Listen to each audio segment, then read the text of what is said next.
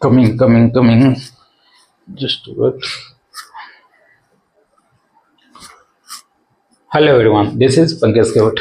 और ऑलमोस्ट हमने रेगुलेशंस अपने लिए या फिर सेल्फ स्टडी में कंप्लीट कर चुका है। और आज 16 तारीख की डेट भी है, 16 तारीख भी है। तो आज से MCL की फॉर्म फिलअप स्टार्ट हो चुकी है। आप लोग प्रॉपर तरीके से proper spelling and proper check करके फॉर्म को अप्लाई करिएगा, अदरवाइज रिजेक्शंस होने के भी कारण हो सकते हैं। ओके। और आज की क्लास मीन्स रिवीजन कर रहा हूँ 153 standard of ventilations. Standard of ventilations में जैसा कि पिछले क्लासेस में या फिर पिछले जो CMR की क्लासेस चल रही थी उसमें हम लोग स्टैंडर्ड ऑफ वेंटिलेशंस देखा था। बट उस समय मैं एटलीस्ट प्रिपेयर नहीं हुआ था, या फिर कोई भी बंदा प्रिपेयर होता नहीं है। एनी टाइम आपको प्रिपेयर बनना पड़ता है, ठीक है। मतलब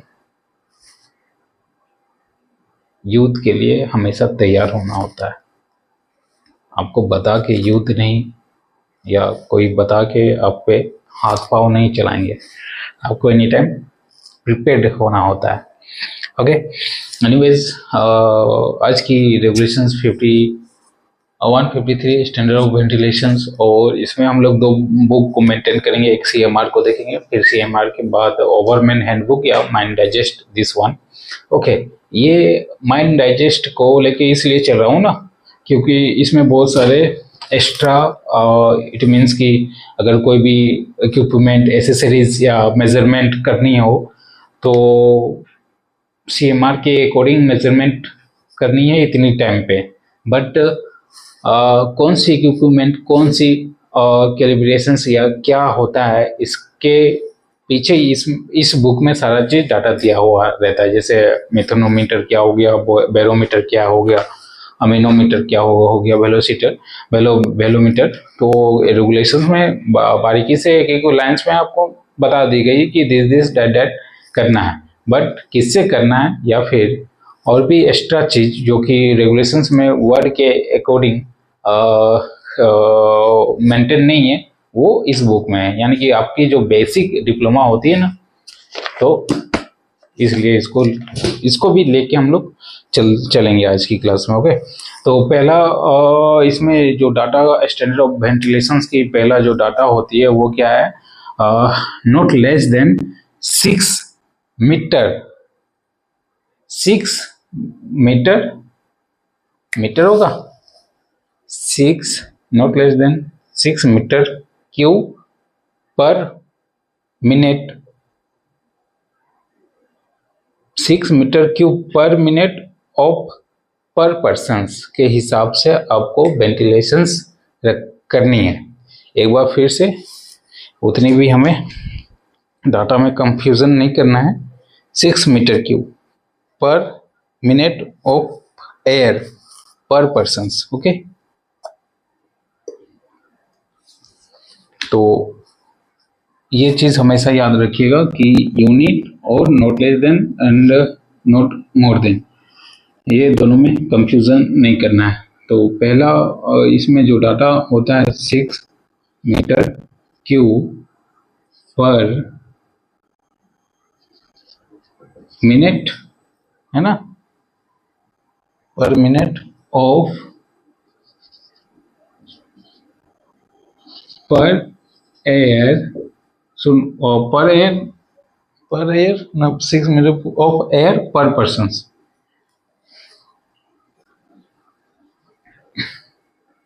ऑफ एयर पर पर्सन्स।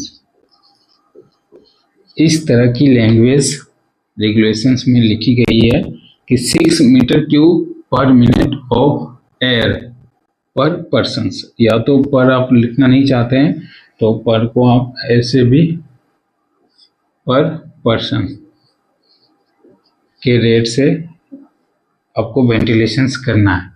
और ये किसमें, डिस्ट्रिक्ट, वैसे डिस्ट्रिक्ट जिसमें सबसे बड़ी लार्जेस्ट शिफ्ट वाली डिस्ट्रिक्ट में ये करना है, सबसे बड़ी लार्जेस्ट शिफ्ट। तो क्या लिखा हुआ है, in every ventilation district not less than 6 metre cube per minute of air per person employed in the district on the larger shift. Okay, इसके साथ साथ not less than the 2.5 meter cube per minute of air per ton of daily output.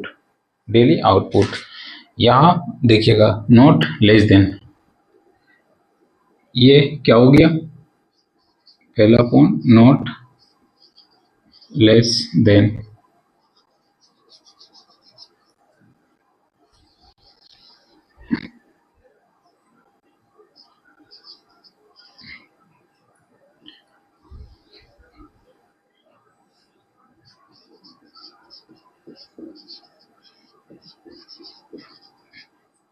ये रहा not less then, ये कभी आप छोड़े नहीं, ठीक है।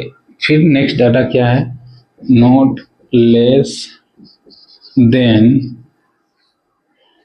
2.5 metre cube per minute of air per minute of air per ton of daily output per ton of TES ton of daily DILY या DILY डेली आउटपुट। ओके, या तो या तो आप स्टैंडर्ड मेंटेन करके रखिए not less than 6 metre cube per minute of air per persons of district, जिसमें सबसे लार्जर शिफ्ट में चल रही हो जो डिस्ट्रिक्ट में, उसके हिसाब से, या फिर not less than the 2.5 metre की cube per minute of air per daily per tons daily output. ये हमेशा आप रिमेंबर कीजिए, मेरी भी प्रैक्टिस हो रही है, ठीक है। हाँ, अभी मैं सपोज आप ये सोच रहे होंगे कि मैं विजिटिंग या बुक्स को क्यों मेंटेन कर रहा हूँ, बुक्स को देख के क्यों, या फिर मेरे को ऐसा भी है कि मैं बुक को ना देखूँ फिर भी मैं बता सकता हूँ आपको डाटा, ठीक है। बट मैं कोई मिस्टेक नहीं करना चाहता हूँ डाटा के सब्जेक्ट में, यानी कि डाटा को लेके मैं कोई मिस्टेक या कंफ्यूजन या फिर नहीं करना चाहता हूँ। जो एक्चुअल डाटा है वही एक्चुअल डाटा ऑब्जेक्टिव में ओके करके आना है, इसलिए बुक को देखते हुए या फिर सेंटेंस को एक एक चीज़ को देखते हुए हम लोग चलेंगे, हम लोग क्या, मैं चलूँगा। बाकी डजन मतलब ये थोड़ी ना होता है कि भाई हमें सब डाटा पता है तो बिना देखे किताब को लेके ही पढ़ा दूँ या रिवीजन कर लूँ। ओके, मुझे कोई ये नहीं लगा हुआ है कि मैं अपने आप को प्रूव करूँ, हाँ भाई मैं देख रहा हूँ डाटा। ओके, तो डेली आउटपुट अच्छा, इसमें भी क्या है, which ever is the larger, which ever is larger passes along the last ventilation connections in the district, which means in by most gallery in district along which air passes। Okay, तो ये पहला data हो गया ना। और दूसरा data क्या है कि अभी हम सेंटेंस में नहीं आ रहे, अभी बस डाटा ही देख रहे हैं। दूसरा डाटा क्या है कि किसी भी प्लेस में, यानी कि किसी भी प्लेस में किसी भी प्लेस में आप पहले तो जीबीए समझिए, जीबीए क्या होता है या फिर जीबीए किसको बोलते हैं, general body of air. GBA किसको बोलते हैं, माइंस में वैसा प्लेस जो जिसमें कानूनी रूप से हम लोग जा सकते हैं, और जनरल बॉडी ऑफ एयर उसी को कहेंगे, ठीक है। कानूनी रूप से जा सकते हैं और एक एक्सेप्टेंस इसमें रखी गई है, उसके अलावा बाकी हर प्लेस को जीबीए बोलेंगे, ठीक है। तो जीबीए की जो भी रेगुलेशंस में डेफिनेशंस है वो है, GBA general body of air means the general atmosphere in a coal seam. General atmosphere in a coal seam and including the atmosphere in the roof cavity। और रूफ कैविटी को जो atmosphere है उसको भी include किया है GBA में। ठीक है, तो रूफ कैविटी क्या हो गया, सपोज दैट ये आपका रूफ है। ठीक है, और फॉर्मेशन तो ऐसे होगा। ठीक है, मैं बस समझाने के लिए जस्ट वन मिनट।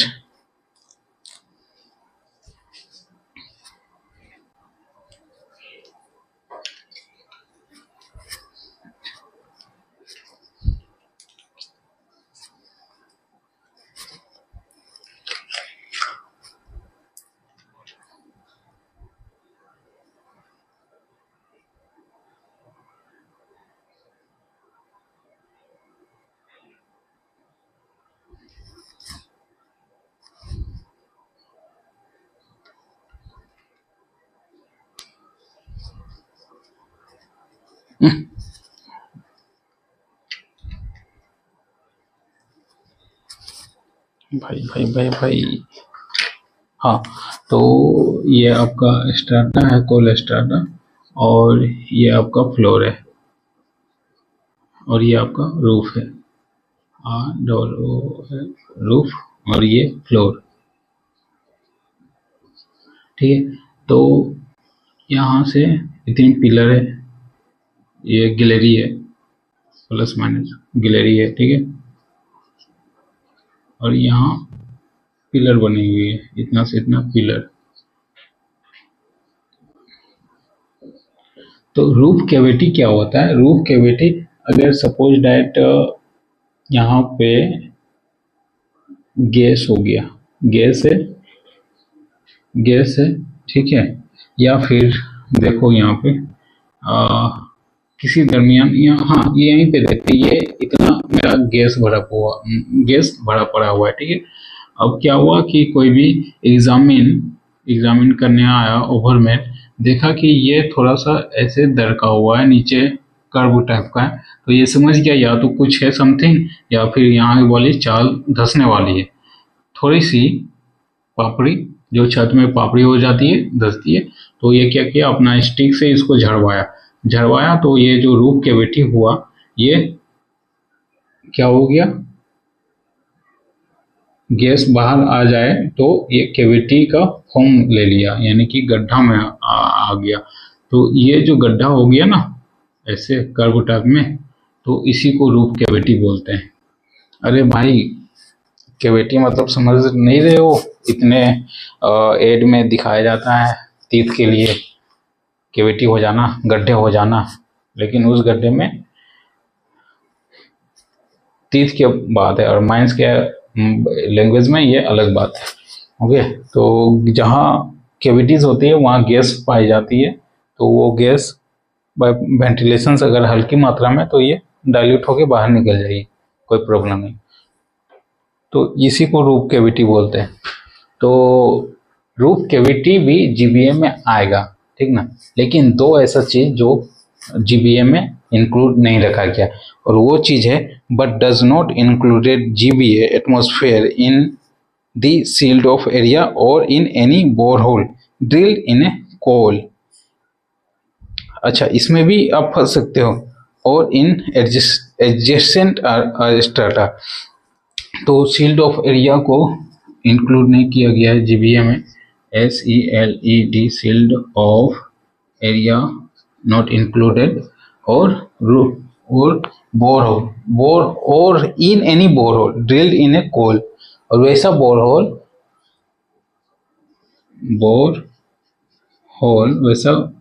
जो कि कोयले में ड्रिल किया गया हो, इसके साथ साथ ड्रिल इन ए कोल, और एक चीज इसमें मेंटेन है, इन द एडजेस्टेंट माइन, और इन द एडजेस्टेंट माइन, और इन एडजेस्टेंट माइन, और इन एडजेसेंट माइन। ओके, तो ये सील्ड ऑफ एरिया और बोरहोल को छोड़ के सभी एटमॉस्फेयर हमारा जीबीए में आएगा। ओके, तो जीबीए जानना जरूरी था, और इसलिए जरूरी था क्योंकि यहाँ अब जो डाटा आएगी वो जीबीए से ही रिलेटेड आएगी।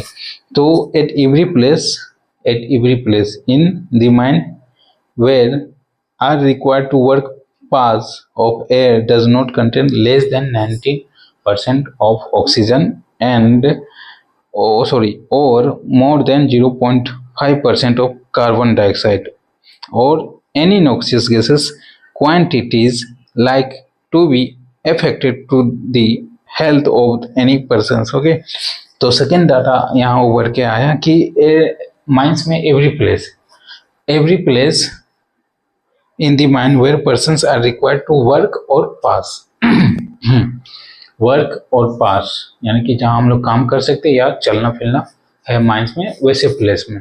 बट जीबीए के कंडीशंस में बात नहीं करना, ओनली फॉर जीबीए। और ये जो दो जीबीए को नहीं मानते हैं, ओके, तो उसमें बात नहीं रखी जाएगी।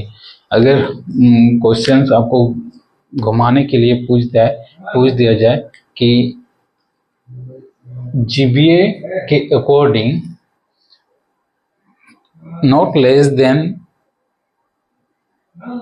90% of oxygen are required in the mine, और ऑप्शंस में दे देते हैं, ऑप्शंस में आपका जीबीएस बोरहोल ये सब, और गलती से आप दिस वन टिक करा तो गया, ठीक है।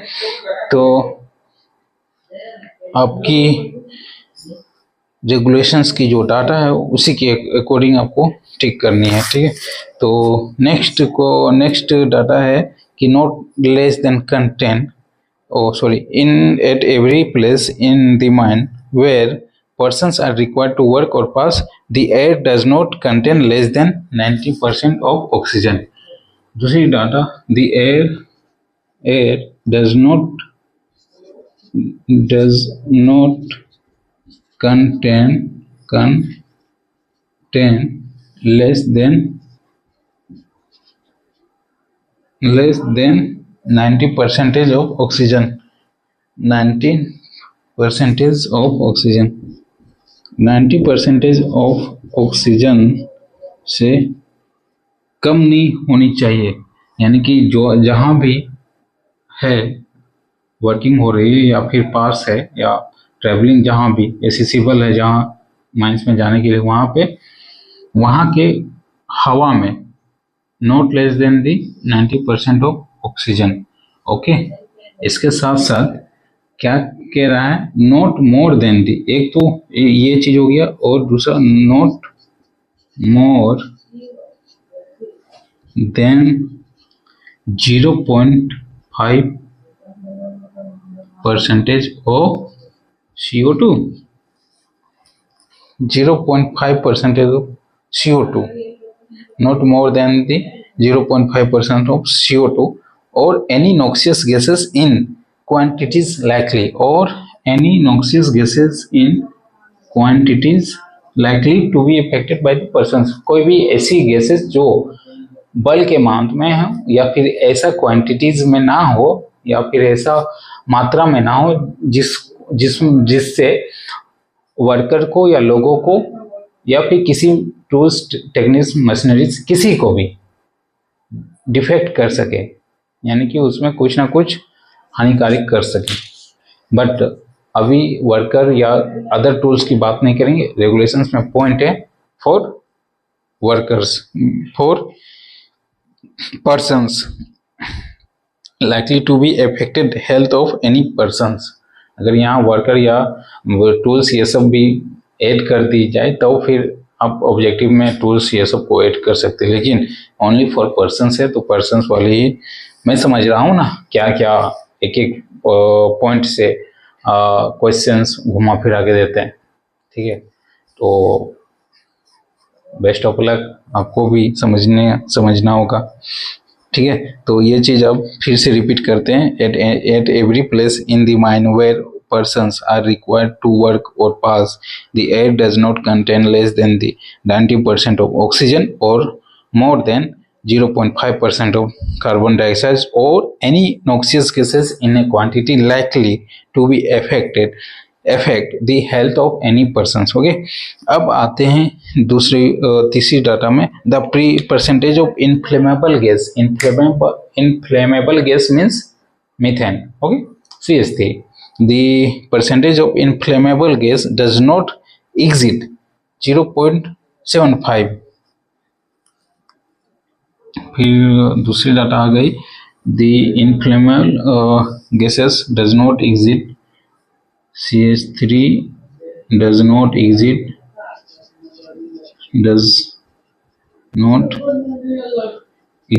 कितने 0.75 in GVA in 0.75 percentage.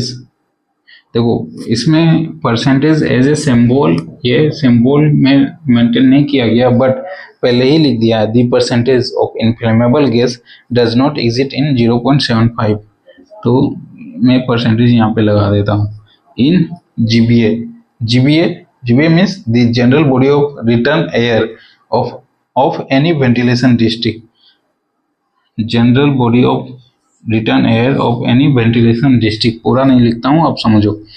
Okay, फिर इसमें एक और पॉइंट मेंटेन की गई है कि 1.25 in any place in the mine, और 1.25 परसेंटेज से किसी भी प्लेस में, एनी प्लेस में नहीं होनी चाहिए. ओके, तो यहाँ देख ले एक बार, फिर से देख लीजिए, फिर से एक बार रिपीट करते हैं कि the percentage of inflammable gas does not exit 0.75 in general body of air और any ventilation district and 1.25 any plus in the mine.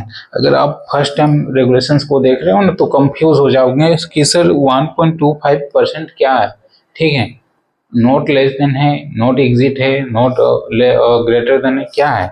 तो यहाँ पे आप कंफ्यूज मत होना, पहले देख लो the percentage of inflammable gas does not exit already first में लिख दिया, मेंटेन किया हुआ 0.75 in GVA of return air of any ventilation district and 1.25 any place in the mine. तो यहाँ भी आप सोचोगे क्या है सर, नॉट लेस देन या डज नॉट, तो ये डज नॉट एग्जिट इसमें भी मेंटेन किया हुआ है. कानून है ना भाई, तो एक ही चीज 10 बार नहीं ना बोल सकता है. ओके, तो ये भी आप समझो, does not exit 1.25 percentage in any place of mine. अच्छा, 1.25 मीथेन ज़्यादा हो जाए तो फिर क्या होगा सर, क्या होगा, माइनस ब्लास्ट हो जाएगा. अगर थोड़ी सी भी चिंगारी मिल गई, ज़्यादा मिल गई, और कोवाट डायग्राम के अकॉर्डिंग इन्वायरमेंट या क्लाउड बन गई तो फिर माइनस ब्लास्ट. कोवाट डायग्राम चलेंगे, देखेंगे अभी. ठीक है, तो ये हो गई. अब दूसरी हो गई, the wet bulb temperature in any working place does not exceed 33.5 degree Celsius. The wet bulb of temperature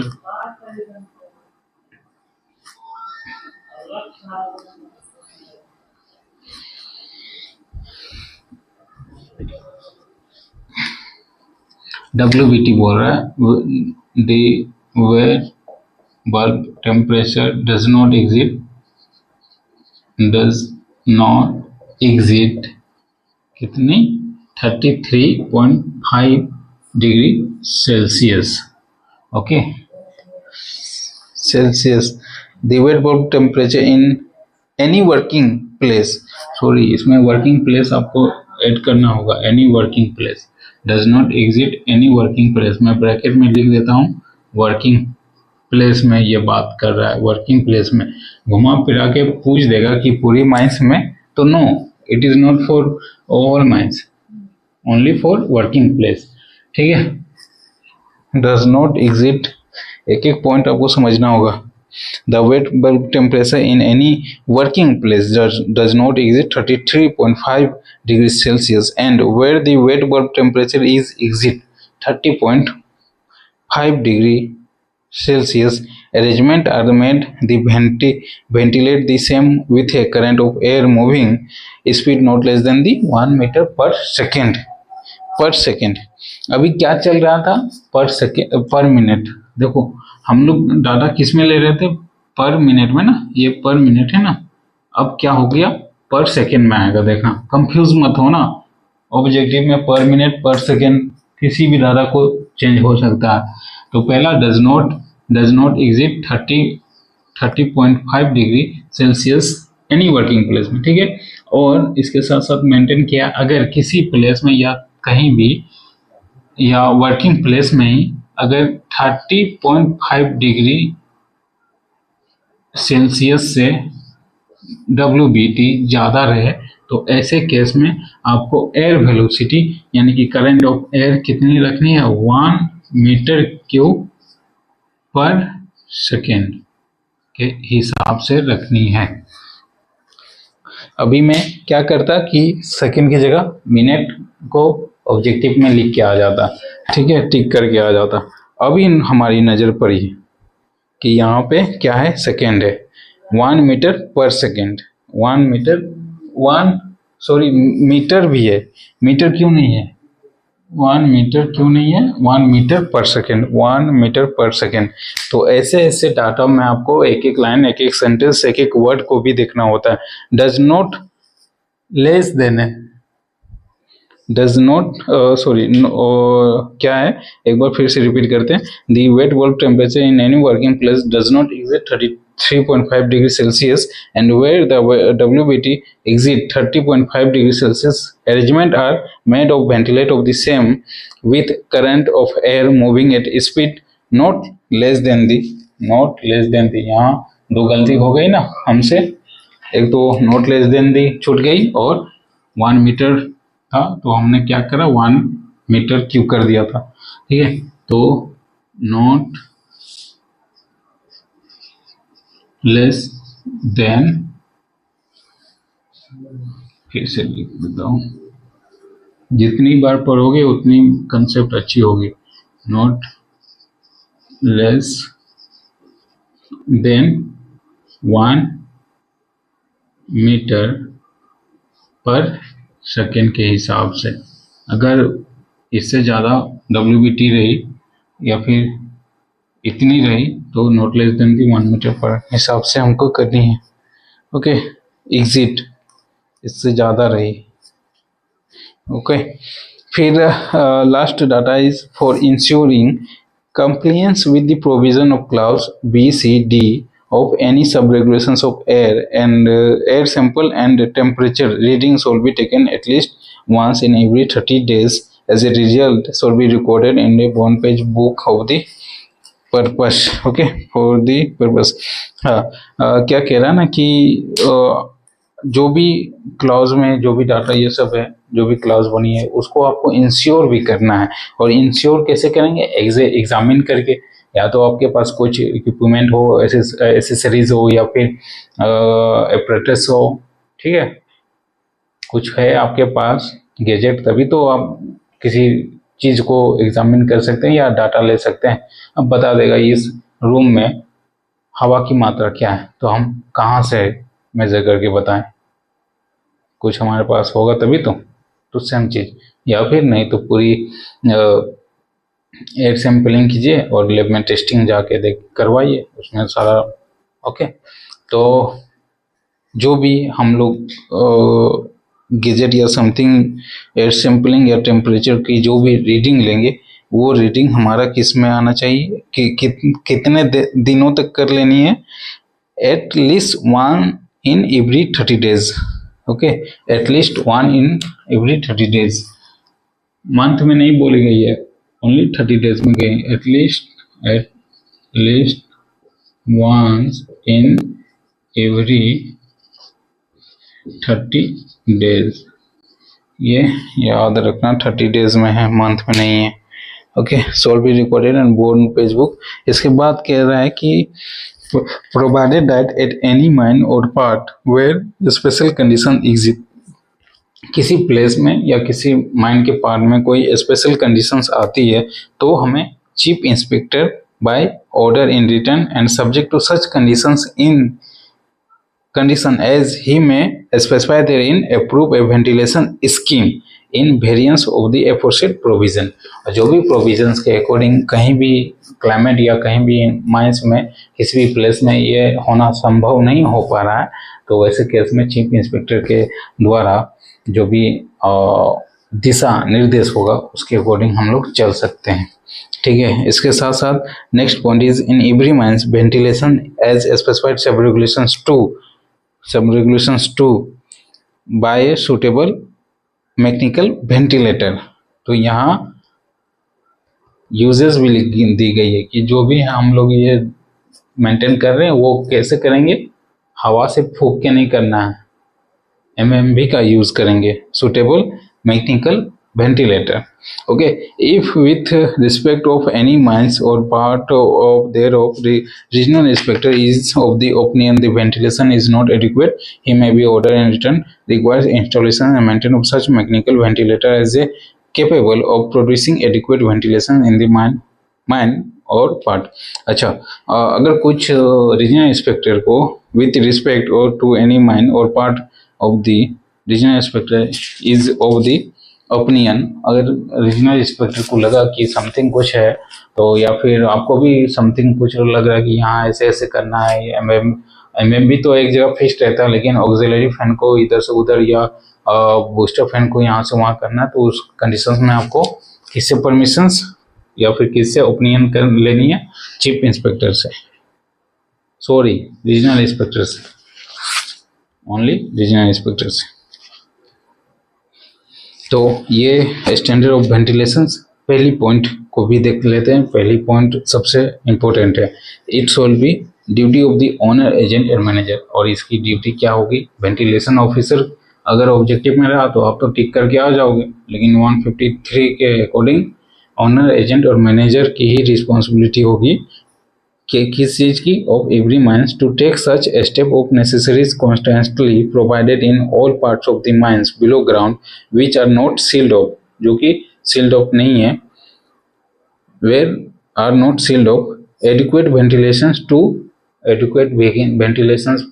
अगर पूछा जाए कि माइंस में एडिक्वेट वेंटिलेशंस की ड्यूटीज या रिस्पॉन्सिबिलिटी किसकी आएगी, options ventilation officer, options overman, option sardar, options owner agent और मैनेजर।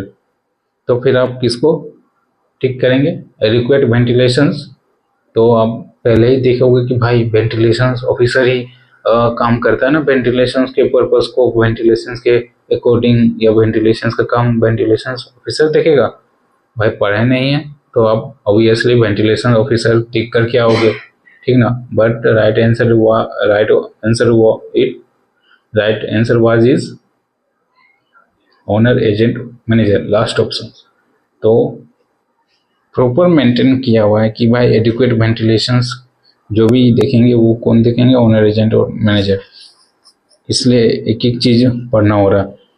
टू और करते किस लिए, टू क्लियर अवे स्मोक, धुआं को साफ करने के लिए, स्टीम को कम करने के लिए, स्टीम को भी साफ करने के लिए और डस्ट को भी साफ करने के लिए। साफ क्या क्या करेंगे, डस्ट, स्मोक, स्टीम। ओके, उसके बाद गैस को हम लोग साफ कर सकते हैं क्या, गैस को कम कर सकते हैं क्या, गैस को माइन से बाहर हम लोग निकाला जा सकता है, बट कैसे, बाय वेंटिलेशन पर्पज से। और वेंटिलेशन पर्पज क्या करता है, गैस जो रहता है उसको डाइल्यूट कर देता है, ठीक है। शरबत बनाने टाइम नमक और चीनी देखिएगा कि ज़्यादा डाइल्यूट किस में होती है, नमक में, और चीनी में डाइल्यूट होती है बट बहुत कम नमक के अकॉर्डिंग। तो dilute the gas that are inflammable और noxious so as they render them harmless, to provide air containing sufficient oxygen and prevent such excessive rise of temperature or humidities which can be harmful to the health of persons. Okay, तो ये regulations 153 complete हुई। अब यहाँ से मैं जो data collection या collect होके आता है वो आपसे पूछा जा सकता है कि माइंस में कितने तरह के गैस पाए जाएंगे, ठीक। उसके बाद ppm लिमिट क्या है, देन आफ्टर स्पेसिफिक ग्रेविटी क्या है, देन आफ्टर समथिंग जो भी है और भी एक्स्ट्रा, तो वो चीज़ कहाँ मिलेगी, एक्स्ट्रा थिंग्स हमें इस बुक में मिलेगी, ठीक है।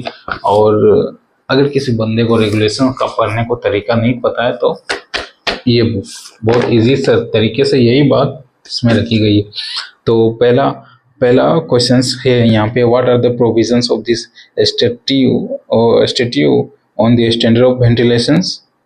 तो स्टैंडर्ड ऑफ वेंटिलेशंस की प्रोविजंस है, पहला स्टैंडर्ड ऑफ वेंटिलेशंस किस लिए करते हैं, for the quantities of air के लिए, क्वालिटी ऑफ एयर के लिए और टेम्परेचर के लिए। Okay, quantity, quality, temperature. तो क्वांटिटीज में क्या है, air pass along the last ventilation connections in every ventilation district shall be not less than the 6 meter cube per minute per person, 6 meter cube per minute of air per minute per person। ठीक है।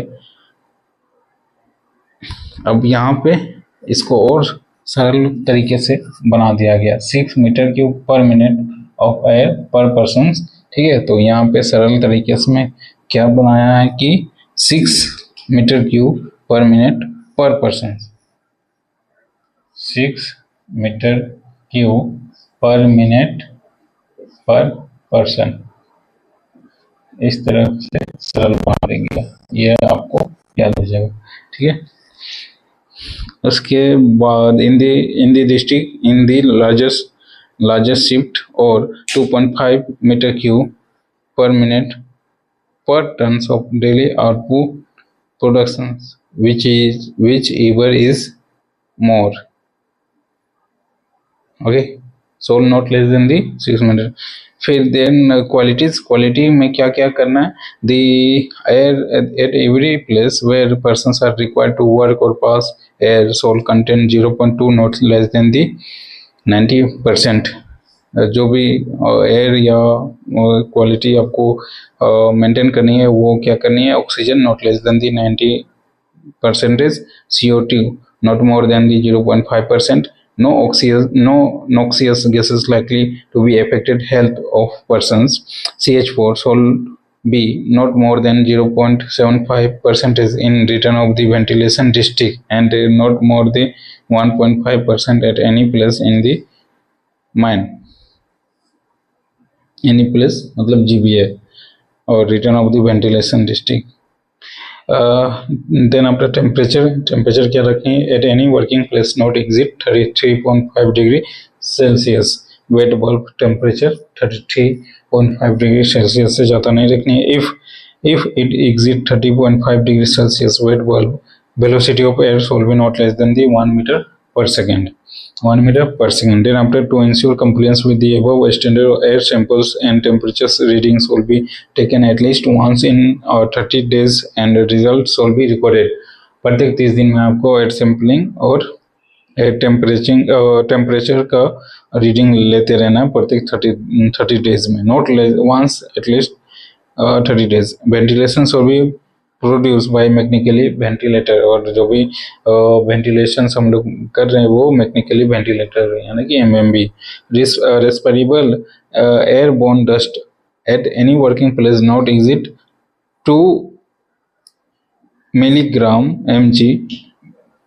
mg per metre cube. हाँ, अब यहाँ का थोड़ा next वाली regulations की data यहाँ जोड़ी गई है, ठीक है।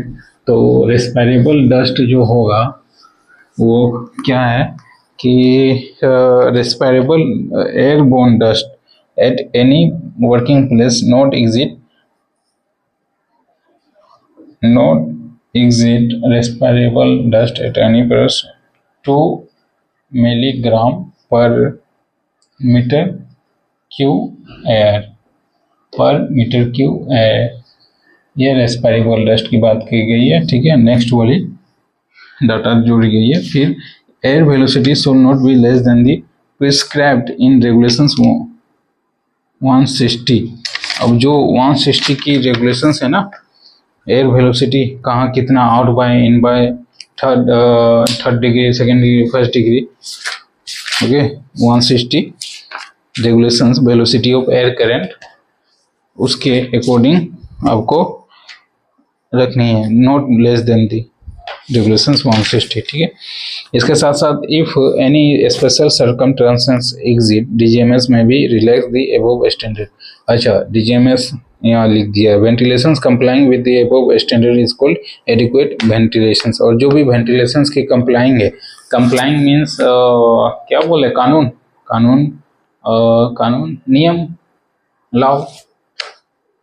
Right A short note velocity of air in working place of below ground. अब दूसरी क्वेश्चन से right A short notes on velocity of air working place in below ground.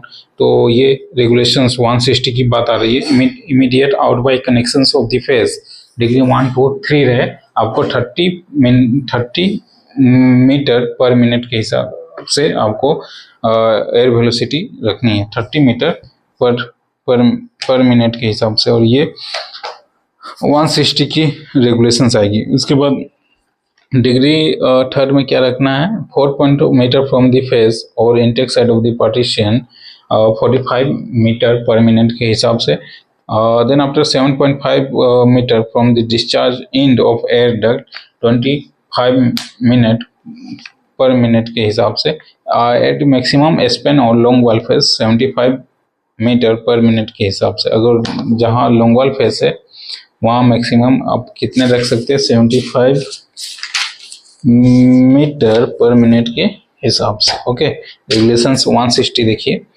Then after at maximum in degree 1 और 2 mine the figures will be 30 15 and 60 metre per minute respectively. Okay और इसी को सजा के लिख दिया हुआ है, ठीक है। नेक्स्ट क्वेश्चन है what is meant by splitting and कोर्सिंग of air state guiding rules for both. What is the mean by splitting, what is the mean by splitting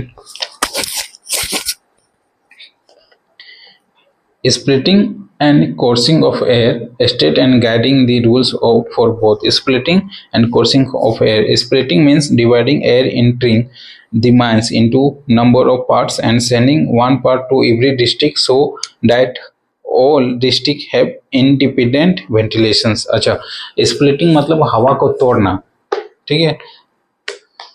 और हवा को तोड़ना किस लिए, for entering the into the for dividing air entering the mine into a number of parts and sending one part of every district so all the district have a independent ventilations। हाँ हवा को इसलिए तोड़ रहे हैं ताकि proper district में हम लोग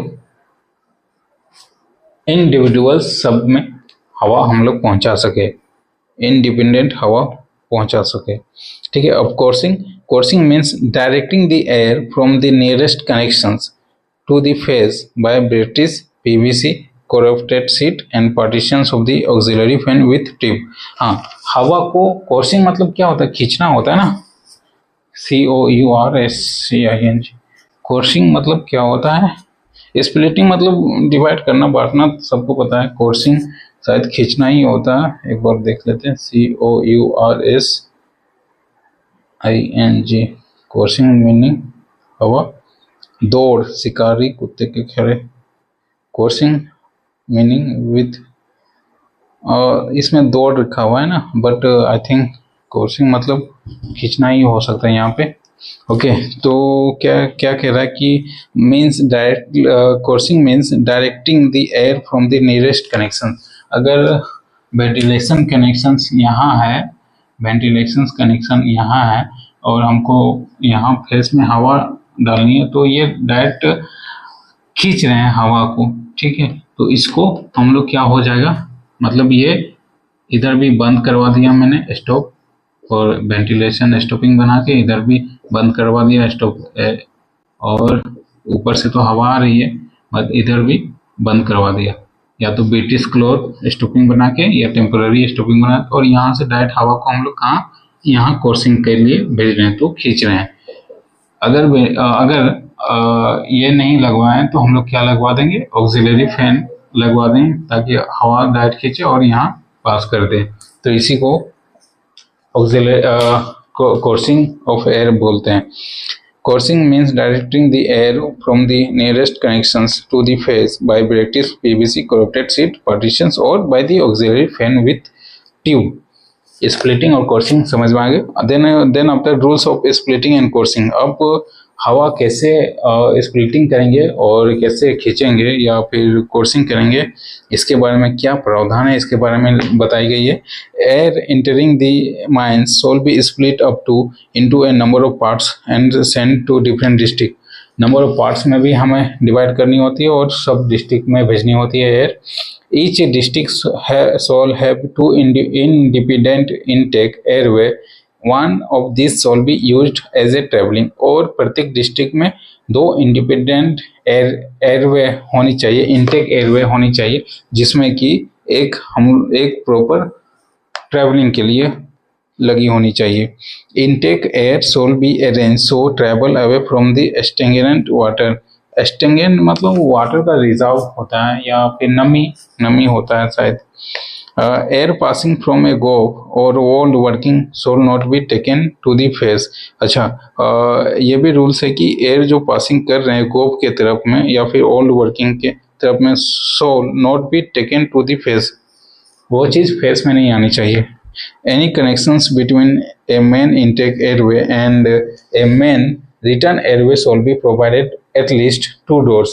अच्छा, जहाँ कनेक्शन है मेन इनटेक एयरवे का और मेन रिटर्न एयरवे का, मेन इनटेक और मेन रिटर्न दोनों की जहाँ कनेक्शन है वहाँ पे एटलीस्ट हमें 2 डोर लगानी है। ओके, एज पर 3 यहाँ मेंटेन किया हुआ है कुछ सर्कुलर या data 3 as per recommendations of New Kendra court of inquiry. अच्छा देखो यहाँ पे क्या है कि अगर रेगुलेशंस कहता है कि आपको 2 डोर लगानी है, कहाँ, मेन इनटेक एयरवेज में और मेन रिटर्न एयरवेज में। बट रिसेंटली जो शायद सेफ्टी कमेटीज या सेफ्टी कॉन्फ्रेंस मीटिंग जो हुई थी ना, उसमें रिसेंटली बात रखी गई थी कि अब 3 डोर लगानी है, 3 डोर्स, ठीक। और उसी 3 डोर के अकॉर्डिंग यहाँ पे एक बात लिखी गई है कि 3 as per recommendations of New Kendra court of inquiry. New Kendra court of inquiry कुछ हुआ होगा मैटर जिसमें इंक्वायरी बैठी, और उसी इंक्वायरी के अकॉर्डिंग अब 3 डोर लगाने की बात आ गई है। तो यहाँ आप फंस जाएंगे, अगर 2 डोर वाली ऑप्शंस रही और 3 डोर वाली भी ऑप्शंस रही तो वहाँ आपको संभल के टिक लगाना है। एज पर क्वेश्चंस क्या डाटा मांग रहा है उसके अकॉर्डिंग आपको संभल के टिक करना है, ठीक है। एक्स्ट्रा डाटा मिलना है ना, एक्स्ट्रा डाटा मिलता है ना, 3 आई ना रेगुलेशंस 2, और ये रेगुलेशंस किस में जाएगी, 2 डोर्स वाली। ये जस्ट 1 मिनट, मैंने इसमें इतना भी मैं रेगुलेशंस में एक्सपर्ट नहीं हूँ यार।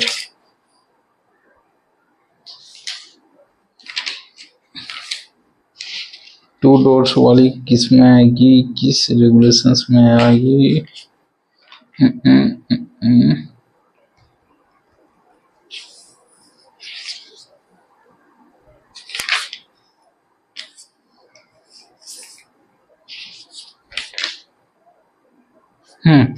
Split and airways regulations number 158।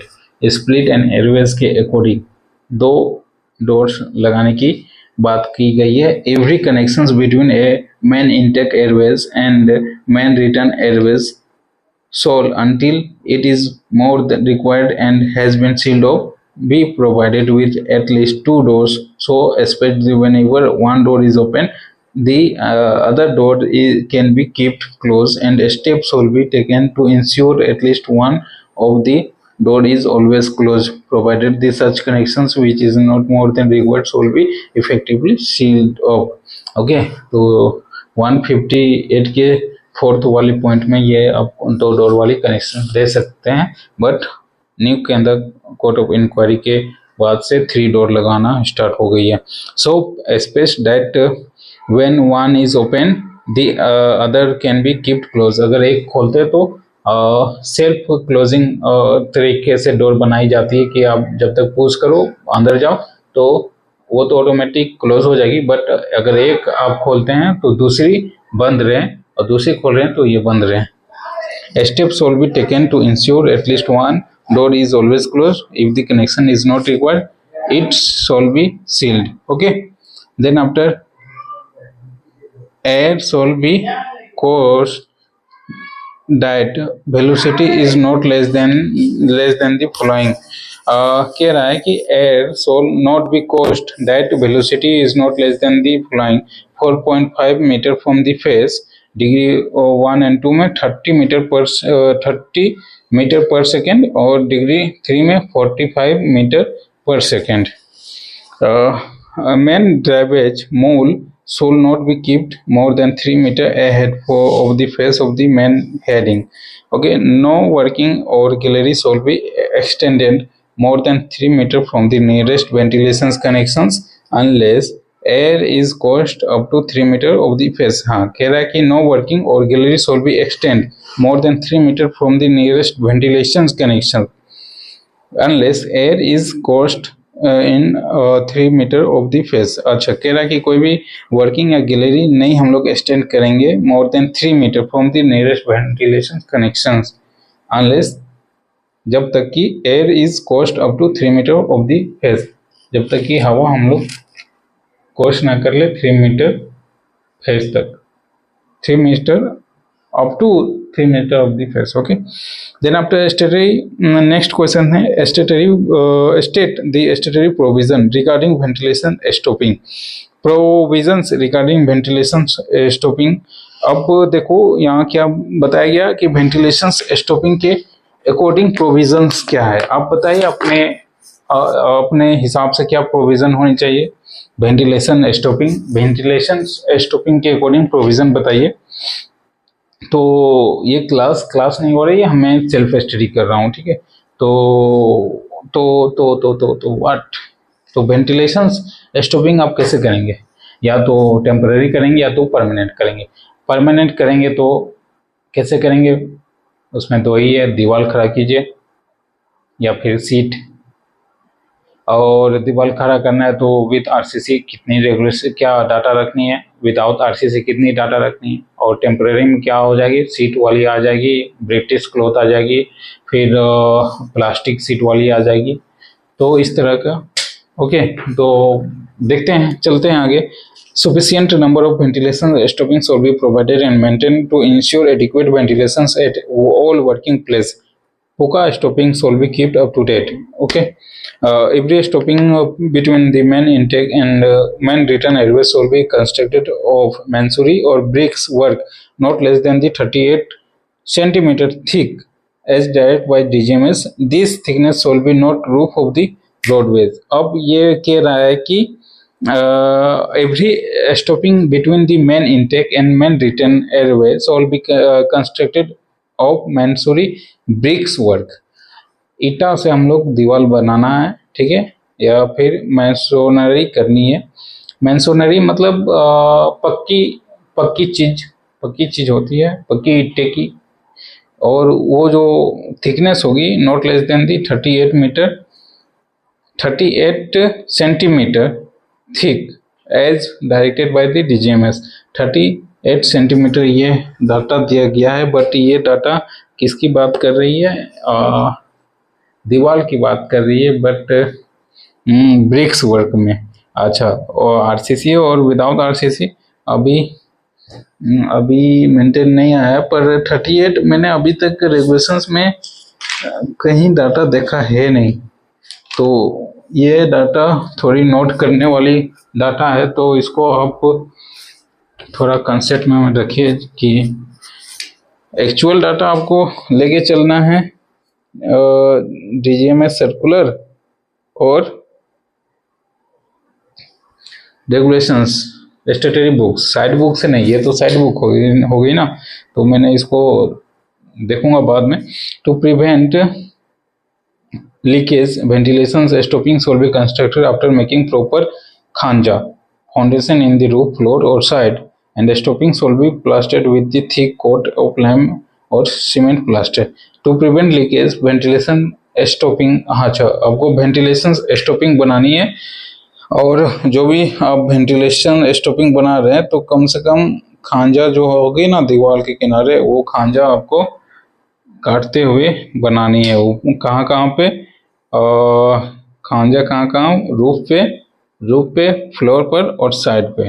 Okay, और ये खांजा कितने की जाएगी डाटा बताए, नॉट मोर देन की लेस देन 50 सेंटीमीटर है ना, तो ये कंफर्म करना होगा। और ये कंफर्मेशन कहाँ से होगा, नॉट मोर देन 50 सेंटीमीटर है कि लेस देन 50 सेंटीमीटर है खांजा वाली। मैं कंफर्म कर रहा हूँ, जस्ट 1 मिनट। डाटा नहीं छूटना चाहिए यार, कंफ्यूजन तो भूल के भी नहीं होनी चाहिए, नहीं तो भाई मुश्किल हो जाएगा सीट बचाना। और डिग्रेशंस 153 में आ गई है, 153 की अभी तक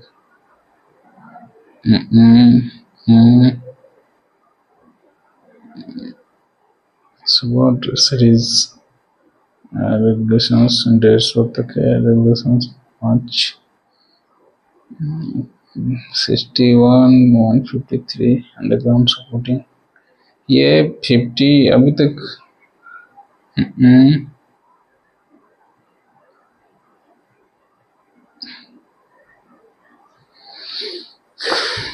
जस्ट 1 मिनट। वो खांजा काटने वाली स्टॉपिंग, वेंटिलेशन स्टॉपिंग की जो खांजा काटते हैं, precaution against fire in ventilation appliances in case of every fan or other auxiliary fan below ground, the core of the carbonous material roof floor sides should be covered with masonry or other fire resistant sealant protecting against a fire for distance not less than 5 metre for any direction। ये तो sealant वाली बात है, खांजा कटने वाली बात कहाँ है? Obstruction, explosion, precautions and dewatering and reopening, precaution inflammable gas inspections below ground, monitoring device, contraband,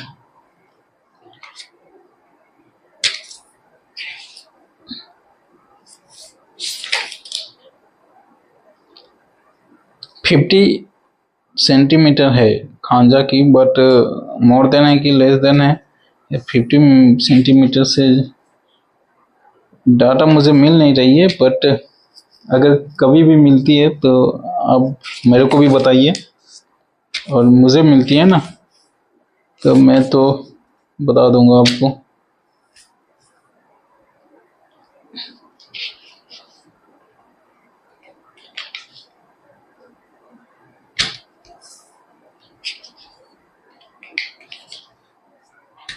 अच्छा, एक बार इसमें प्रिकॉशंस अगेंस्ट वाला में देख लेते हैं कि अगर होगा तो इन्फ्लेमेबल गैस या फिर फायर में हो सकता है। Precautions against danger from fire, dust या गैस में देख सकते हैं, इसमें होगा तो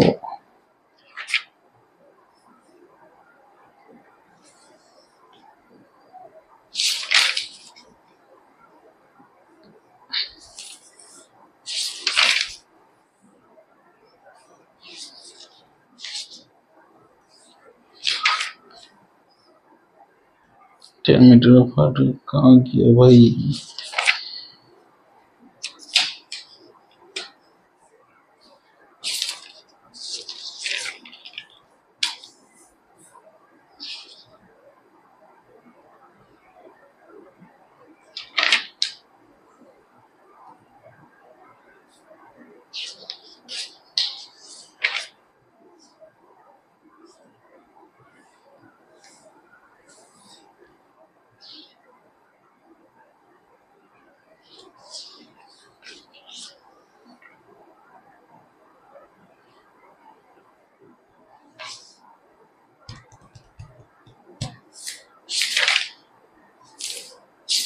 मेरे को अभी मिल नहीं रही है, ठीक है।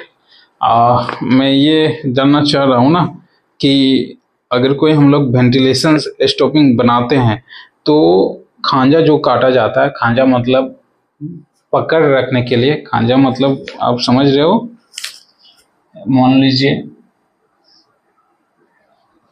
ये आपका पिलर है, एक पिलर इधर है और ये हो गया आपका रूफ, ठीक है, ये रूफ हो गया और ये आपका फ्लोर हो गया, ठीक है। तो हमें इतनी दीवार खड़ी करनी है, तो दीवार की जो जुड़ाई करेंगे तो यहाँ पे एटलीस्ट हमें कुछ डाटा 5 सेंटीमीटर है या समथिंग की खांजा काटनी होती है ताकि पकड़ मजबूत बना रहे। और यही डाटा मुझे मिल नहीं रहा कि फ्लोर से लेके इतना तक खांजा कितना काटा जाता है पकड़ बनाने के लिए, और यहाँ भी खांजा काटना होता है और कितना दूरी पे कितना, ठीक है। तो यही खांजा, इसी को बोलते हैं खांजा। भाई समझ लो, अभी बहुत आगे चलना है, बढ़ना है, लेट हो जाएगा। So stopping should be well maintained to prevent leakage of air. Strata surrounding the stopping should be kept leak proof। हाँ, जो भी stopping should be well maintain कर रहे हैं उसको well maintain करना है और prevent करना है लीकेज of air से, और strata surrounding the stopping should be kept leak proof होनी चाहिए। If a hole is made in a stopping for crossing pipe or cable, it should be closed as soon as job done by prevent or leakage. If a hole is made in a stopping for a crossing a pipe or cable, it should be closed as soon the job is done prevent leakage of air। Okay, अगर कहीं whole हम लोग stopping के लिए करते हैं for the crossing a pipe और cable, it should be closed as soon, जहाँ तक हो पाएगा वहाँ तक आपको पूरा पैक कर देना, क्लोज कर देना, सीमेंट वेंट जो भी यूज कर रहे हैं, और इतना करना है कि लीकेज से प्रिवेंट बचा रहे हैं। मतलब समझे? अरे भाई, यहाँ से वेंटिलेशन स्टॉपिंग है और इधर पिलर या पैनल बना के छोड़े हुए हैं, तो इधर का क्या टेम्परेचर, क्या डाटा है for the ventilation, oxygen, air, ये सब इन्फ्लेमेट। तो बीच में यहाँ दीवार से हम लोग क्या एक पाइप लेते हैं ना, पाइप छोड़ते हैं, और इसी पाइप के वजह से तो हमारा एयर सैम्पलिंग लेके हम लोग कलेक्ट करके बाहर निकलते हैं, और जब कलेक्शन हो जाता है तो बल्ब के थ्रू से इस पाइप को, ओके। और यही जो बता रहा है कि ये आपको इस तरह का पाइप से का कंस्ट्रक्शन करना कि लीकेज ना हो पाइप से भी, और इधर से जहाँ कंस्ट्रक्शन कर रहे हैं वो भी लीकेज ना हो, okay. Then after approach to every ventilation stopping should be kept easily accessible and without any obstructions. It should be kept well supported. If there is likelihood accumulations of water behind the stopping, a water seal should be provided। कह रहा है approach every ventilation stopping should be kept easily accessible। ऐसा बनाना है कि हम लोग वहाँ जा सके, पहुँचा जा सके, and without any obstructions। It should be kept well supported if there is likely accumulations of water behind the stopping। A water shield should be provided। और कहीं भी accumulations of water हो behind the stopping तो आपको water shield should be provided करना है, water shield भी पहुंचाना है। तो ये आई थिंक 1 घंटे हम लोग पढ़ लिए। लास्ट पॉइंट है all ventilation stopping should be inspected at least once in every 14 days by a competent persons, overman, under or assistant manager, and results should be recorded by him on page book for the keep up purpose।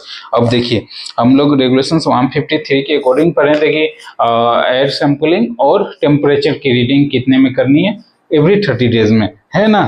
For ensuring compliance with the provision clause, इतने सारे B C D of sub regulations, air sample और temperature should be shall be taken at least in every 13 days. और यहाँ क्या कह रहा है, और ventilation stopping shall be inspected once at least in every 14 days.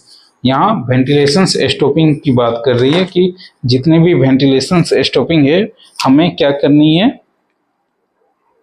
Ventilation stopping की रीडिंग डाटा कलेक्शन करना है एवरी 14 डेज में बाय ए कंपिटेंट पर्सन। और वो कंपिटेंट पर्सन की योग्यता क्या होनी चाहिए, योग्यता हम लोग CMR के थ्रू से जाएंगे, इसके थ्रू से नहीं जाएंगे, अदरवाइज दिक्कत हो जाएगी। इसलिए योग्यता यहाँ बताई गई है ओवरमैन under of assistant manager, but इसकी योग्यता नहीं, CMR की योग्यता के थ्रू से हम लोग देखेंगे, ठीक है। और वेंटिलेशन स्टॉपिंग की भी इंस्पेक्शंस एवरी 14 डेज में इसमें लिखी गई है, तो ये भी कंफर्म करना है कि रेगुलेशंस के अकॉर्डिंग वेंटिलेशन स्टॉपिंग की डाटा या एग्जामिन कब करनी है।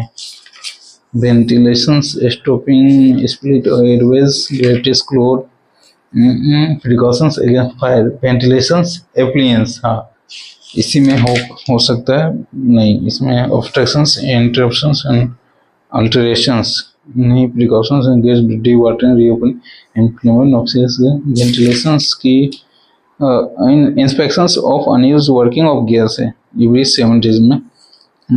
Determination percentage environmental conditions, safety lamp कहाँ गई भाई, मॉनिटरिंग डिवाइस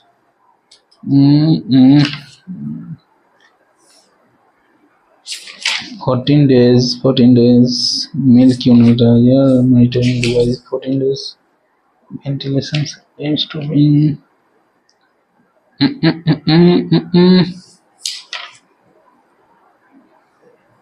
यही होता है, डाटा अगर लिख के नहीं रखोगे रेगुलेशंस याद नहीं है। हाँ, ओ ए competent person shall be once at least every 14 days examine every airway, air crossing और ventilation stopping and door in use। तो ये regulations आएगी 159 British door stopping and air crossing 159 की 12th पॉइंट में। तो ये रेगुलेशन सही बता रहा है कि हाँ भाई 14 डेज में आपको एग्जामिन करनी है और वेंटिलेशंस की, ओके वेंटिलेशंस की एग्जामिन करनी है, इसके साथ साथ एवरी एयरवेज की भी करनी है और एवरी एयर क्रॉसिंग की भी करनी है और एवरी डोर की भी करनी है, ओके। तो लगभग 2-3 क्वेश्चंस हम लोग देखें, अभी और देखना है। अभी तो इक्विपमेंट एसेसरीज बाकी है, एमिनोमीटर ये सब, और बैठे बैठे हमसे पढ़ा नहीं जा रहा था तो सोचा मैं खड़े खड़े ही पढ़ लेता हूँ, बट पढ़ना है। Next question is what is the purpose of installation ventilation door in a mine, state the statutory provision of ventilation door। हाँ, अब पूछ रहा है ventilation door क्या क्या प्रोविजन है, कैसे बनाएंगे, क्या क्या है, तो इसमें बताई गई है। रेगुलेशंस में सिर्फ मेंटेन की है वेंटिलेशन डोर और उसके अकॉर्डिंग क्या क्या परमिशन है, क्या मैटर है, क्या किस डाटा कलेक्शन से आपको कंट्रैक्ट्स करना है, ये बताएंगे कंट्रैक्शंस करना है। तो ventilation door where a connection is required between intake and a return airway or passage of main tubs and materials, a ventilation door is provided in the connections to prevent intake air short circuiting to return। अच्छा, ventilation door को हम लोग इसलिए बनाते हैं ताकि कोई भी शॉर्ट सर्किटिंग ना हो जाए रिटर्न एयरवेज या फिर इंटेक एयरवेज या फिर हवा में, okay. Generally it is set of 2 or 3 doors, 2 और 3 doors. Statutory provisions regarding doors, अब डोर की स्टैट्यूटरी प्रोविजन क्या है, space between frame of ventilation door and roof and sides of the roadways shall be built up with masonry और concrete not less than the 25 centimetre in thickness. जो भी door हम लोग बना रहे हैं या फिर वेंटिलेशन स्टॉपिंग के लिए जो हम लोग कर रहे हैं वो 25 centimetre not less than the 25 centimetre in thickness होनी चाहिए। स्पेस बिटवीन फ्रेम और ventilation door, frame of ventilation door and the roof and the side of the roadways shall be built up with masonry or concrete not less than the 25 centimeter in thickness. The doors will be self-closing. This can be easily achieved by arranging the door to open towards the intake and keeping the top of the door frame title 5 to 10 degrees in opposition directions to be open offset by 3 to 5 centimeter. हाँ, क्या कह रहा ना कि the doors will be self closing होनी चाहिए और self closing होनी चाहिए and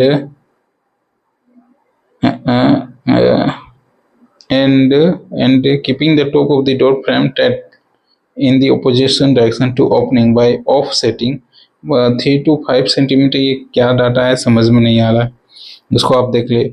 Whenever door is opened, it shall be closed as soon as possible and shall not be proper fixed so as remain open. Dust and direct shall be not allowed to accumulate near the door. हाँ, whenever door is open, जहाँ दरवाजा open हो, it shall be closed as soon, जितना जल्दी हो सके, जितना जल्दी पॉसिबल है उसको क्लोज करिए। And shall be not propped और fixed as remain to open, और कभी भी उसको प्रॉपर फिक्स ना करें या फिर fix as so remain to open करके कभी फिक्स ना रखें। Dust and dirty shall not be allowed to accumulate near the door. Dust और जो भी डर्ट है वो सब डोर के नियरेस्ट कुछ भी अलाउड नहीं करे। If door is required to be frequently kept open for the passage of main materials, the door attendant will be posted throughout every working shift। अगर कोई भी डोर से हम लोग मटेरियल्स पास कर रहे हैं तो हाथ में मटेरियल्स होगी, तो उसके लिए क्या डोर को ओपन करने के लिए या क्लोज करने के लिए एक डोर अटेंडेंट को रखेंगे। डोर अटेंडेंट हो गया। If a door is not in use it shall be take off in hinge and place in such position it shall mean obstruct air current. हाँ, नॉट ऑब्स्ट्रक्ट, और जब door के use नहीं कर रहे हैं तो वो ऐसी कंडीशंस में हो जानी चाहिए कि इट्स हिंग and place in such position that shawl not be obstruct the air current. Okay, A connections between a main intake airway and main return airway shall be provided with at least 2 doors or 3 doors as a requirement by the New Canada Court of Inquiry. So expect whenever one door is open, at least one door can be kept closed. It shall be ensured that least a door is always closed. Okay, now inflammable materials shall be used in a construction of the door। अच्छा, कोई भी inflammable material हाँ use नहीं करेंगे in the construction of door. Inflammable material मतलब ज्वलनशील पदार्थ। A door shawl be maintain in A proper working order, और जो दरवाजा रहेगी प्रॉपर मेंटेन हो। At least one in every 14 days A competent persons overman or under charge shall be examine every ventilation door and record the result on page book for the give। और 14 days में आपको ventilation door की examine कर लेनी है। Okay, now air crossing क्या होती है, रेगुलेटर क्या होती है, सरफेस एयर लॉक क्या होती है, ये भी डाटा देखना है। इसके बाद VEQ वेंटिलेशन एफिशिएंसी क्वांटिनेंट, ये क्वांटेंट ये देखना है। फिर एनीमोमीटर और barometer auxiliary fan, method of air crossing, ये सब फिर न्यूमेरिकल है। और इसके बाद माइन गैसेस, मतलब 3-4 पेज और है, तो इसको भी कंप्लीट करते हैं। थोड़ा पानी जस्ट मिनट, पानी खत्म है।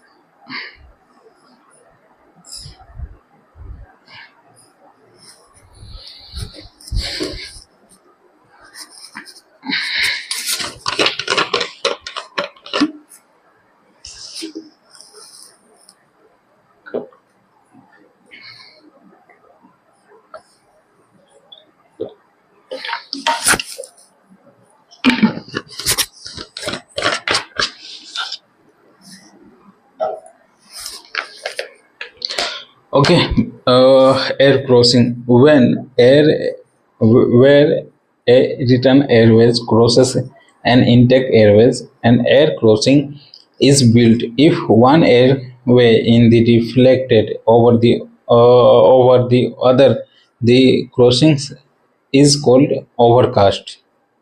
If is deflected under the other is called an undercast. Undercast are the uncommon because water may accumulated. अच्छा, क्या कह रहा है ना कि where air return airways crosses an intake airways, जो रिटर्निंग एयरवे है और जो इनटेक एयरवे है इधर से और इधर से, वहाँ पे क्या होता है ना कि एन एयर क्रॉसिंग बिल्डिंग बनाते हैं, एक एयर क्रॉसिंग बनाते हैं ताकि दोनों मिक्स ना हो जाए, टकरा ना जाए और रिटर्निंग एयरवे को अपनी जगह मिल जाए पास होने के लिए और इनटेक एयरवे को भी पास होने के लिए जगह मिल जाए। तो एयर क्रॉसिंग मैंने देखा है और उसकी डाटा भी क्या होता है वो भी आपको पता लगाना है। तो ये आपका क्या हो गया, गैलरी हो गया, ठीक है, ये पूरी गैलरी होगी। अब यहाँ से हमने क्या किया, एयर क्रॉसिंग ऊपर के थ्रू से बनाया, एयर क्रॉसिंग, ठीक है। तो ये हमारा एयर क्रॉसिंग हो गई।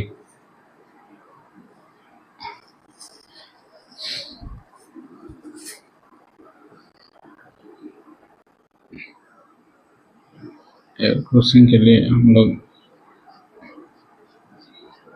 थोड़ा अच्छा से बना देते हैं, सीमेंटेड ईटा बारूद जो मिलता है उससे एयर क्रॉसिंग, ठीक।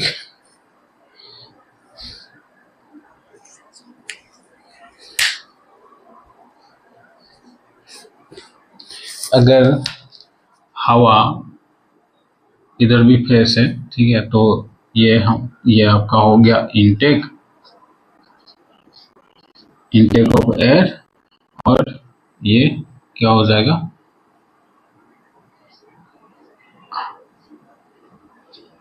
आउट बाय, ये मतलब रिटर्निंग एयरवेज, इनटेक एयरवेज और रिटर्निंग एयरवेज। इसको ऐसे दिखा दीजिए, इधर से रिटर्निंग एयरवेज आ जाएंगे, returning airways, okay. According to regulations 146 के अकॉर्डिंग देखते हैं क्या है 146, 143,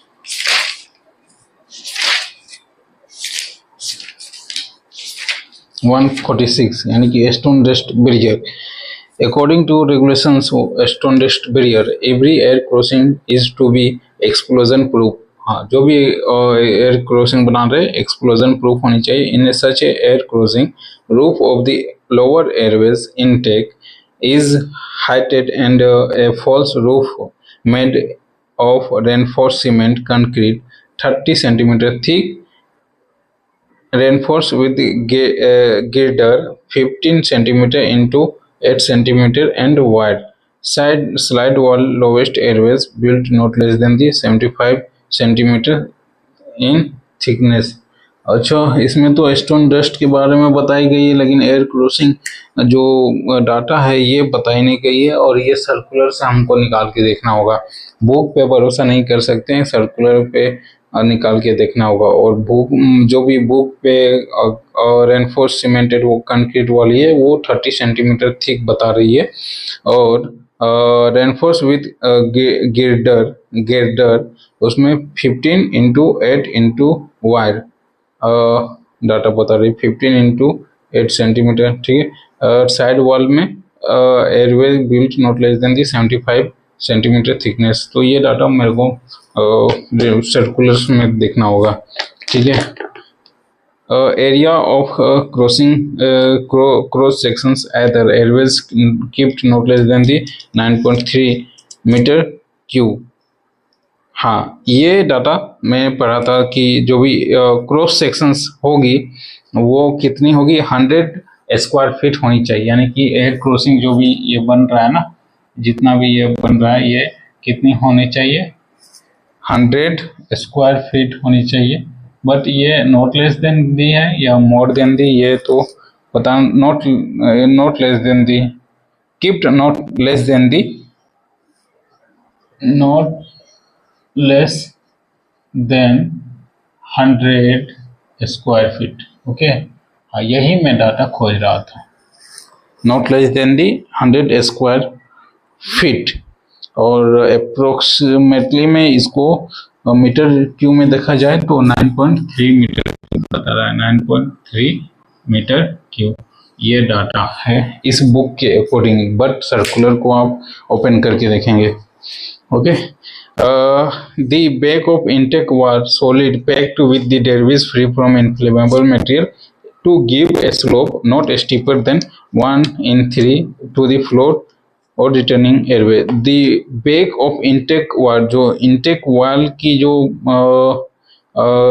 back of intake wall in solidly packed with debris free from inflammable material to give slope not steeper than 1/3 to the floor और returning airway. ये data मेरे को समझ में नहीं आ रहा, आप खुद से इसको समझने की कोशिश करें। Both the roadways are kept well supported, और जो भी रोडवेज है आपको वेल सपोर्टेड नहीं होगी। Air crossing is maintain from time to time to keep it leakage proof, leak proof, और इसको मेंटेन करना है लीक प्रूफ के। It inspected at least once in 14 days by competent persons of government assistant and as a result recorded one। और ये भी आपको 14 days में वंस इन 8 एवरी 14 days में एग्जामिन करना है, इंस्पेक्टेड करना है, या फिर डाटा कलेक्शन करनी है और उसको बीपीएम में मेंटेन करनी है।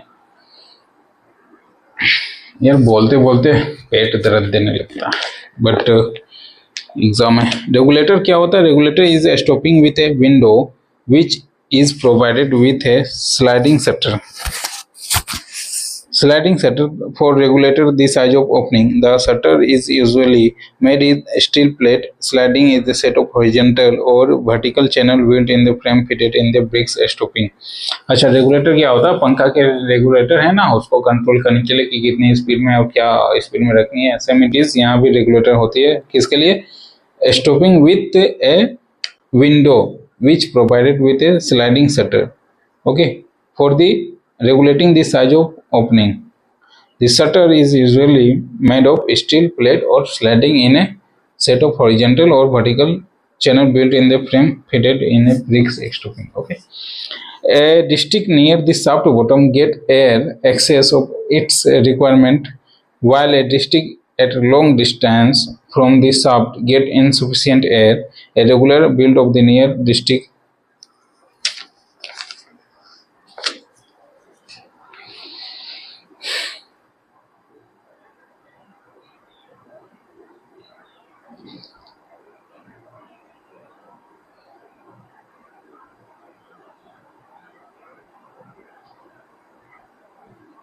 भाई कभी कभी मतलब आप अगर टेंशन्स में हो या कुछ समथिंग आपके साथ है तो डिस्टर्ब हो जाती है कभी ना कभी, पढ़ते वक्त भी उस तरफ मन खींचा चला जाता है, या फिर टेंशन्स आ जाती है कि उसको कैसे हैंडल करना है, क्या करना है।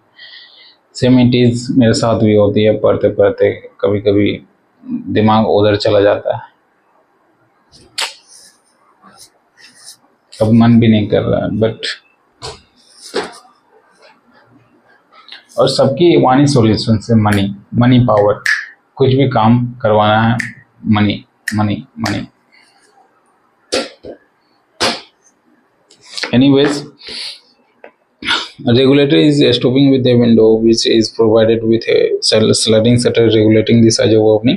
The shutter is usually made in steel plate and sliding with the set of horizontal vertical channel with the frame. A disc near the shaft bottom get excess of its requirement, while a disc at long distance from the shaft get insufficient air. Regular a build of the nearby disc of the restrict the air quantities of distance increase. The sliding shutter has locking arrangement to prevent tampering.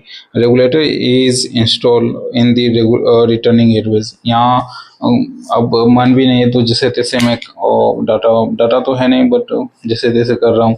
तो regulator कहाँ install की जाएगी? Returning airway में। ये हमेशा एक objective बन सकता है कि रेगुलेटर कहाँ इंस्टॉल की जाएगी, रिटर्निंग एयर में of the distinct wing regulated. A wing artificially created constructions. It has adverse effect of quantities of air entering the mine. Like an other ventilation control device is also to be inspected by the competent person at least once in every 14 days. और इसको भी इसके साथ साथ other devices को भी 14 days में examine करनी है कॉम्पिटेंट पर्सन। सरफेस एयरलॉक क्या होता है? एयरलॉक आप पढ़े होंगे, आपका अब शाफ्ट में रहता है एयरलॉक। मैंने बताया था शाफ्ट, जब शाफ्ट आता है या नीचे जाता है तो ये ऑटोमेटिक खुलता है, और जब शाफ्ट नहीं है तो ये बंद हो जाता है फॉर द एयरलॉक, हवा को लॉक करने के लिए। सरफेस एयरलॉक क्या होता है? An airlock is needed to the surface of every upcast shaft which is used for main and material. If airlock is not provided, air will not be sucked from the mine in case of a exhausting fan, but it comes through the shaft mouth. Yearly in the most of the Indian mines, the airlock consists of the simple circular covering made of wood or iron sheet placed on the top of the shaft, which was lifted by the upcoming case. Is the cause heavy leakage of the air, even 40% of the air circulated by the fan. Okay, in 1966 DGMS advised use of German type airlock or steel box air type airlock. So some mines have installed such airlocks. German type airlocks क्या होता है? Top of the shaft is covered, leaving two opening for the case. Each opening kept close to an aluminum box which is lifted by upcoming case to prevent leakage. When top of the case starting lifting the aluminum box, a regulator hollow box is fitted rigidly below each opening. This type of airlock is provided Chinakuri 1 and 2 pit colliery. Chinakuri 1 and 2 pit colliery में German type की airlock लगाई गई है। अब आते हैं steel box fitted in the headgear. दूसरी है स्टील बॉक्स की जो कि फिटेड इन दी हेडगियर रहती है। It in this also shaft of the top closed except for two opening of the case. Each opening is covered with a seat steel box closed at the top and fixed in the headgear. It has drop door decking level with is lifted by the upcoming case, and it drop down when the case is down. This type of airlock provided in Sudam D colliery. Steel box fitted in the headgear, ये Sudam D colliery में लगी हुई है, और German type की कान लगी हुई है चिनाकुरी में 1 and 2 pit colliery. Air is major source of the leakage. Leakage can be controlled by the provision one of the above two types of airlock. जो भी है दोनों टाइप की एयरलॉक में लीकेज प्रोव करते हैं। अच्छा, अब आते हैं डिस्क्राइब वेंटिलेशंस एफिशिएंसी क्वांटिनेंट, यानी कि VEQ। VEQ क्या है? Volumetric efficiency क्वांटिनेंट। वेंटिलेशन होगा ना, वॉल्यूमेट्रिक क्यों लिखा VEQ में?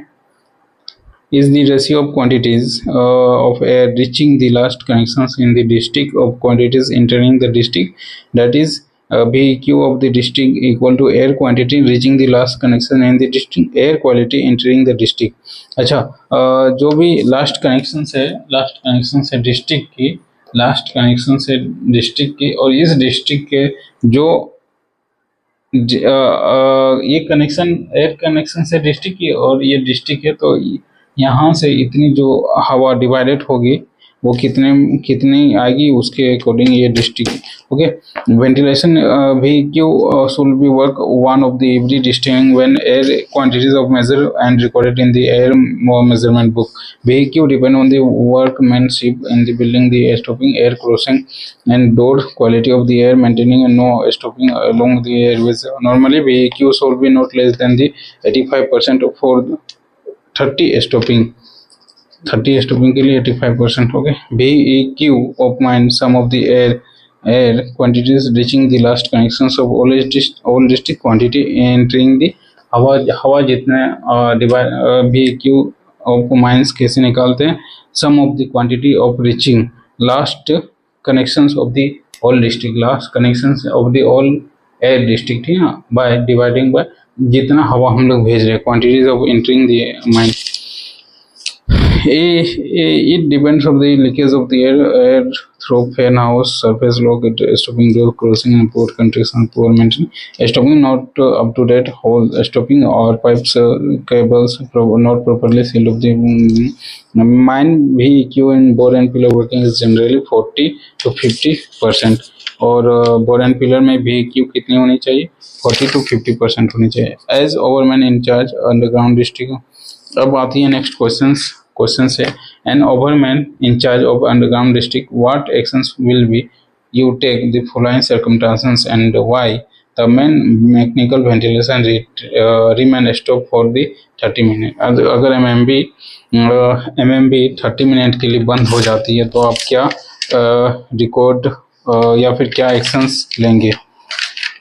यह आज की मतलब कि अभी की क्लास नहीं, सेल्फ स्टडी की लास्ट क्वेश्चन से फिर हम लोग जो भी है एपरेटस या फिर वेलोमीटर, निमोमीटर, ये सब हाइग्रोमीटर, ये सब बाद में देखेंगे।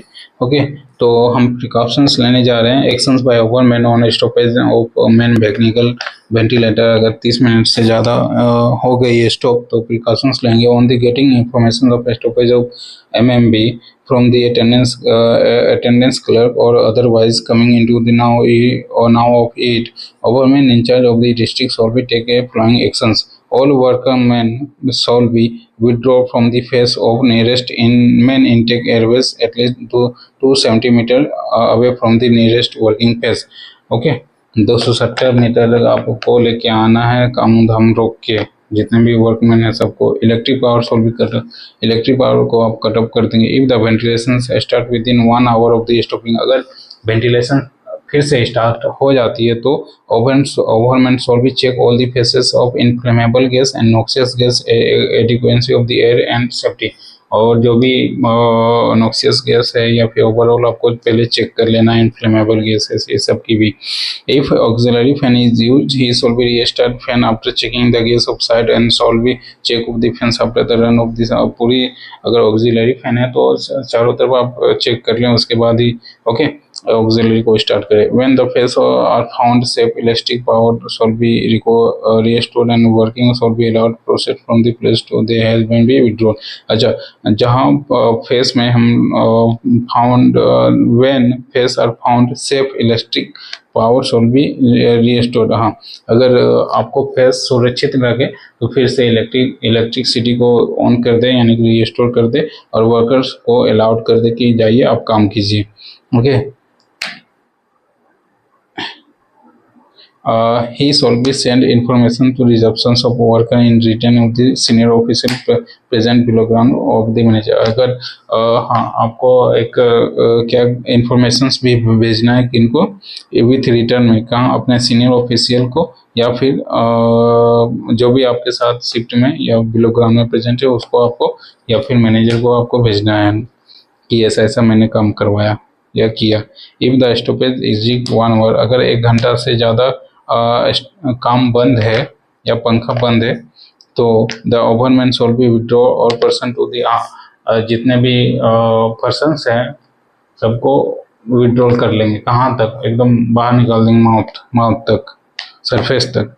ऑफिशियल पंप खलासी और person employ on the urgent repair, और जो भी है पंप खलासी है या फिर पर्सन जो भी है उसके लिए पर्सन रखे जाते हैं, खलासी रखे जाते हैं, उनको एग्जामिन करने के लिए बोलेंगे और उसको सुधार कीजिए। Repair work shall be remain below ground if the manager is satisfied the place where the to be work pass of the adequate ventilation during the stopage and ventilation give the order in return. Okay, when the ventilation restart, all working place shall be examined by the overman or mining sardar as in the above case. Information given order for the general resumption of the work given by the manager. Okay, फिर last point है इसी में कि the ओवरमैन shall be right A report in stoppage in this dangerous occurrence in A report book, और report book में भी आपको maintain करना है। चलो अभी तक इसको यहीं तक रखते हैं। फिर हम लोग नेक्स्ट देखेंगे एनीमोमीटर, फिर वेलोमीटर, फिर हाइग्रोमीटर, यानी कि जितने भी इंस्ट्रूमेंट हैं वो सब हम लोग देखेंगे। फिर इसके बाद हम लोग को न्यूमेरिकल देखना है, और न्यूमेरिकल को स्किप करते हुए मन किया तो देखेंगे, अदरवाइज हम लोग कहाँ पे चल जाएंगे, मोनोऑक्साइड यानी कि गैसेस, जो भी गैसेस है, वेंटिलेशन से रिलेटेड जो भी गैसेस है, mine gases and gas testing को देखेंगे। वो यार टेंशन लगी हुई है, चलो फिर बाय।